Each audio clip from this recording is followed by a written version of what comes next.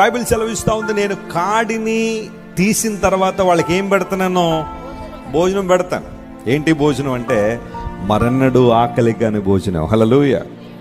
దీన్నే బైబిల్ గ్రంథంలో అక్షయమైన ఆహారం అన్నాడు. ఇంపెరషబుల్ ఫుడ్, నశించిపోని ఆహారం, నాశనం కాని ఆహారం.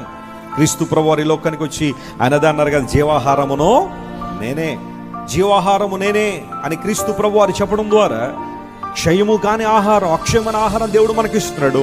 క్రీస్తు ప్రభువు పెట్టే భోజనం ఎంత అద్భుతంగా ఉంటుంది.